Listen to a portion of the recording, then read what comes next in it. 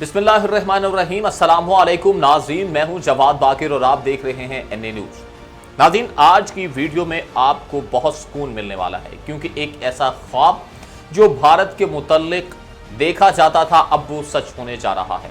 और सच किसने कर दिखाया है? ये उनके एक एंकर ने जो कि टॉप के एंकर हैं, वो ऐसे इंकशाफात सामने ले आए हैं भारतीय सरकार के लिए, जहां पर उन्होंने कहा है कि फौरन जाके अफगान तालिबान के पांव में गिर जाओ।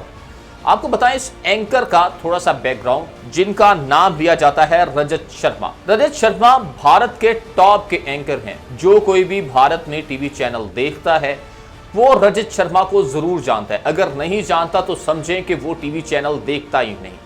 ऐसे तहम्मुल से गुफ्तगू करते हैं, बात करने का अंदाज इतना मुख्तसर और पायदार है कि हर देखने वाला दंग रह जाता है। तमाम की तमाम स्टोरीज अगर उनकी उठा के देख लें, उनके प्रोग्राम उठा के देख लें, तो आपको तस्वीर का एक रुख और दूसरा रुख, ये नहीं बल्कि तस्वीर का वो तीसरा रुख दिखाते हैं।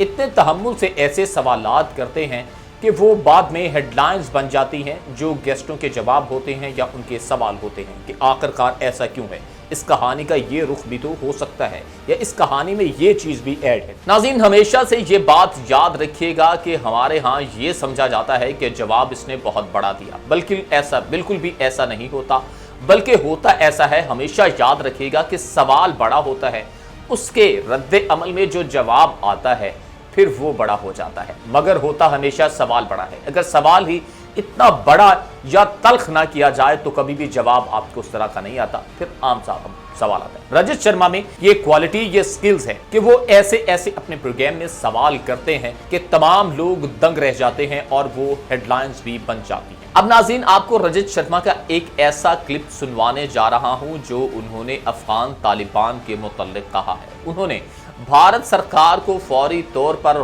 कहा है कि फौरी जाकर अफगान तालिबान के पांव पकड़ लो। गिड़गिड़ा रहे हैं कि फौरन तौर पे फौरी जाके उनके पांव पकड़ लो क्योंकि अब हालात बहुत तब्दील होने वाले हैं। ये उन्होंने इसलिए कहा क्योंकि जब अफगान तालिबान मुल्ला गनी बरादर की सरबराही में जाके चीन में मिला है चीनी सरकार से, और वहाँ पर उन्होंने बहुत सी बातें की हैं और चीन भी अब इंटरेस्ट ले रहा है। और जाहिर ये किया जा रहा है कि चीन ने अफगान तालिबान की सियासी हैसियत को एक्सेप्ट कर लिया है, मान लिया है कि तालिबान भी सियासी जो है हैसियत रखते हैं। अब उनके वक्त की मुलाकातें भी जारी हैं, उनका वक्त पाकिस्तान भी आया और रूस में भी मुलाकातें हो रही हैं, और अब अमेरिका जो कि अफगानिस्तान से इनखला कर रहा है, अपनी फौजें कबोबेश निकाल चुका है।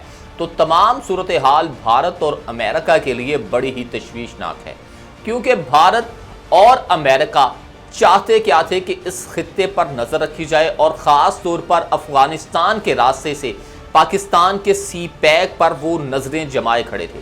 खैर, ये एक अलग कहानी बन जाती है, मगर रजत शर्मा जो कि भारत के टॉप के एंकर हैं, उन्होंने अफगान तालिबान के पांव पड़ने के लिए कह दिया भारतीय सरकार को। ये आज आपको इस क्लिप से अंदाज़ा हो जाएगा कि उनके अल्फाज क्या हैं और वो भारतीय सरकार को कहना क्या चाह रहे हैं, बल्कि कह नहीं चाह रहे बल्कि वो वाज़े तौर पर कह रहे हैं।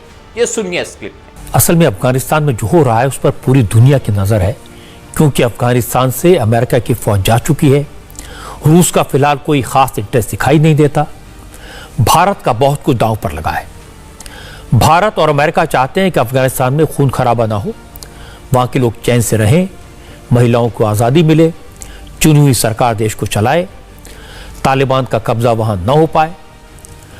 अफगानिस्तान के लोग भी यही चाहते हैं, क्योंकि वो जानते हैं तालिबान आएगा तो फिर पहले जैसी पाबंदियां लगेगी, पुरुषों के दाढ़ी कटवाने पर रोक होगी, महिलाएं बिना बुर्के के बाहर नहीं निकल पाएंगी, घर के पुरुष बगैर के अगर साथ ना हो तो घर के चौखट के बाहर कदम नहीं रख पाएंगी, टीवी देखने पर, रेडियो पर गाने सुनने पर पाबंदी लग जाएगी।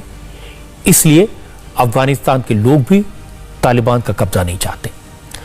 अफगानिस्तान की सरकार और वहां की फौज को भारत और अमेरिका की मदद मिल रही है, लेकिन ये बात पाकिस्तान को पसंद नहीं आ रही, न चीन को अच्छी लग रही है, क्योंकि दोनों मुल्कों को अफगानिस्तान में पैर जमाने का एक मौका दिखाई दे रहा है। इसलिए इमरान खान ने तालिबान को सिविलियंस बताया, अच्छे नागरिक बताया, और कहा वो खून खराबा करने वाले लोग नहीं हैं, वो तो आम लोग हैं, सिविलियंस हैं, उन्हें हथियारबंद आर्मी के तौर पर ट्रीट नहीं करना चाहिए। चीन 2 कदम आगे बढ़ गया। चीन ने तालिबान के सबसे बड़े कमांडर्स को बीजिंग बुलाया है और तालिबानी नेताओं को किसी देश के चुने हुए नेताओं की तरह की तवज्जो दी है। दुनिया के किसी मुल्क ने तालिबान को मान्यता नहीं दी है, लेकिन चीन के नेताओं से तालिबानी नेताओं की बीजिंग में मुलाकात के बाद यह चर्चा शुरू हो गई है कि चीन अफगानिस्तान में तालिबान की सरकार को रिकॉग्नाइज कर सकता है।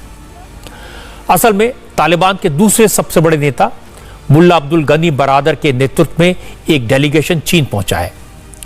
तालिबान नेताओं ने चीन के फॉरेन मिनिस्टर वांग यी से मुलाकात की है। चीन के साथ बैठकर राजनीति, इकोनॉमी और दोनों देशों की सिक्योरिटी और अफगानिस्तान के मौजूदा हालात और वहां पर पीस प्रोसेस से जुड़े मुद्दों पर चर्चा की है। इन तस्वीरों को आप भविष्य का संकेत समझ सकते हैं। जिस कुर्सी पर 2 दिन पहले अमेरिका के विदेश मंत्री बैठे थे, उसी कुर्सी पर आज चीन के विदेश मंत्री के साथ तालिबान के नेता मुल्ला बरादर बैठे हैं।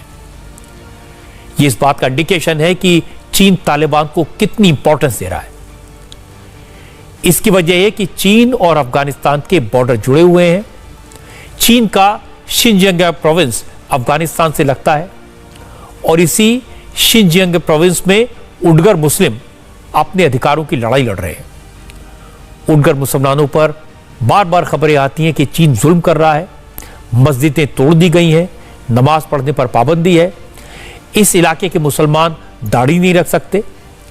4 लाख से ज्यादा उइगर मुस्लिमों को कंसंट्रेशन सेंटर्स में बंद कर दिया गया है। चीन को लगता है कि अगर अफगानिस्तान में सत्ता परिवर्तन होता है, हालात बदलते हैं, तो उसे मुश्किल हो सकती है। इसलिए चीन ने अभी से तालिबान को अपने साथ लेकर चलने का फैसला किया है, ताकि चीन को अफगानिस्तान में पैर जमाने में मदद मिले और दूसरी तरफ शिनजियांग प्रोविंस में भी किसी तरह की दिक्कत ना हो। और चीन को अपनी स्ट्रेटेजी में कामयाबी होती हुई दिखाई दे रही है। चीन के विदेश मंत्री को तालिबान के नेताओं ने भरोसा दिया कि वो अफगानिस्तान की धरती का इस्तेमाल चीन के खिलाफ नहीं होने देंगे। चीन ने भी अफगानिस्तान की सहायता जारी रखने की बात कही है और कहा कि वो अफगानिस्तान के इंटरनल अफेयर्स में इंटरफेयर नहीं करेंगे, लेकिन अफगानिस्तान में शांति बहाल करने और वहां की प्रॉब्लम्स को हल करने की कोशिश करेंगे। गौर करने वाली बात है कि चीन और तालिबान के नेताओं का रास्ता पाकिस्तान ने करवाया। पाकिस्तान ने बीजिंग का रास्ता तालिबान के नेताओं को दिखाया। तालिबानी डेलीगेशन के बीजिंग पहुंचने से 1 दिन पहले तक पाकिस्तान के विदेश मंत्री शाह महमूद कुरैशी बीजिंग में थे। उन्होंने बीजिंग से इस्लामाबाद की फ्लाइट पकड़ी और दूसरी तरफ तालिबान नेताओं की फ्लाइट बीजिंग में लैंड हो गई। तो नाज़रीन, जैसा कि आपने ये उनका क्लिप सुना रजत शर्मा का, आप भी अपनी कीमती राय से हमें आगाह कर सकते हैं कमेंट बॉक्स में। इसके साथ ही अपने मेजबान जवाद बाकिर को दीजिएगा इजाजत। अल्लाह निगहबान।